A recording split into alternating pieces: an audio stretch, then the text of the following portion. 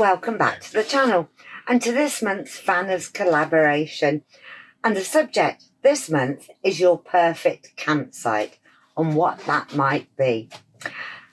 We're a group of like-minded people who've got together to put this collaboration together, and all the logos of the other participants are going past here. And their links to both to the playlist and to their videos will be in the description down below. So please do watch us all. So, the perfect campsite. Well, I'm not really sure there is such a thing because it depends on so many things. It could be location, it could be just what you want out of the site, it could be the access, the facilities, but it depends how you're feeling. Do you want a quiet weekend or do you want to go party?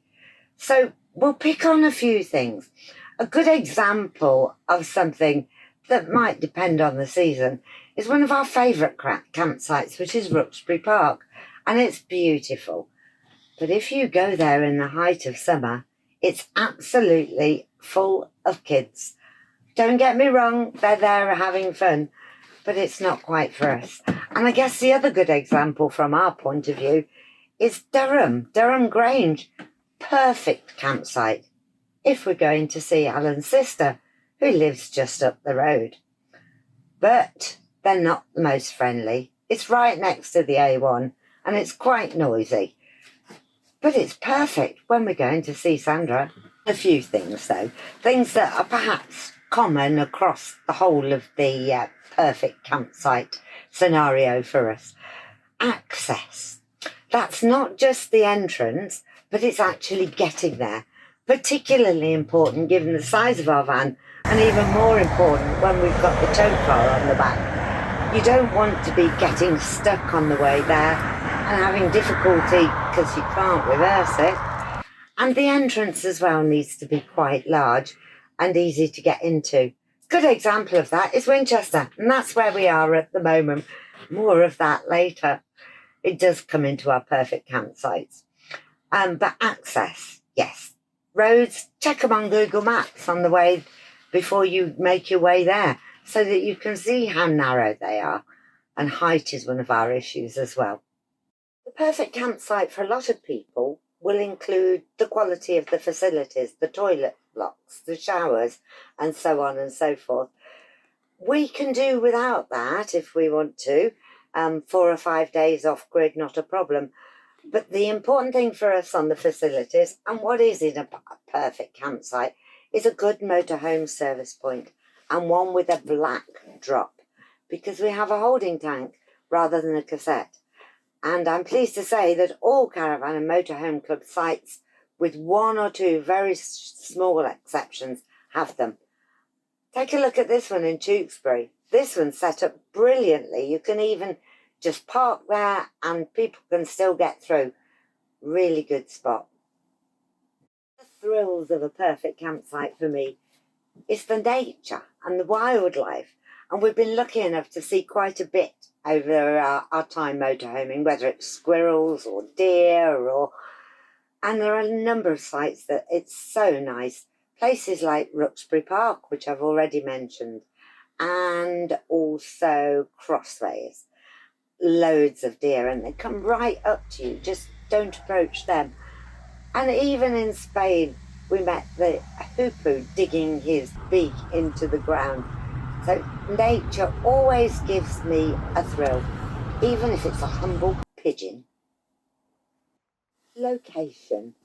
That's got to be one of the biggest things for the perfect campsite, but that depends on what you want. Somewhere nice and quiet, somewhere with a lot of history around it, somewhere close to a town, somewhere lively. There's all sorts of scenarios, and you're never going to feel the same twice running. So mix it up a bit, and they're all perfect in and of themselves. You'll see here, if you want a bit of lively time, go to Benidorm. If you want something quiet and also with surrounding countryside, what about Stamford? got to go a long way to beat the beauty and the forests around Carsington Water, but it's down to what you want. And I have to mention one more, which was Casserus, which was a World Heritage Site, and that was stunning. Take a look. You're going to think I've got a bit of a grump on about kids. Well, we are in our 60s. We don't really want children around us all the time. So for us, a perfect site is adults only. And there are quite a few of them. We've tried quite a few of the Tranquil Parks ones around the country, and they're very good. Here's one of them. This one's near Chester and near the Anderton boat lift. Beautiful site, absolutely immaculate and quiet. No kids, even in the height of summer. Although, of course, you've got your own food and drink while you're on the van. It's nice to get out and about, and particularly nice if it's in walking distance.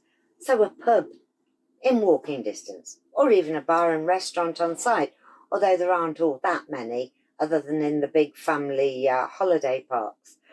But there are one or two. Crossways has got a pub right on the doorstep, and Carsington Water's not very far away from a really nice pub, and you can go and relax and have a bite to eat and a drink without worrying about it.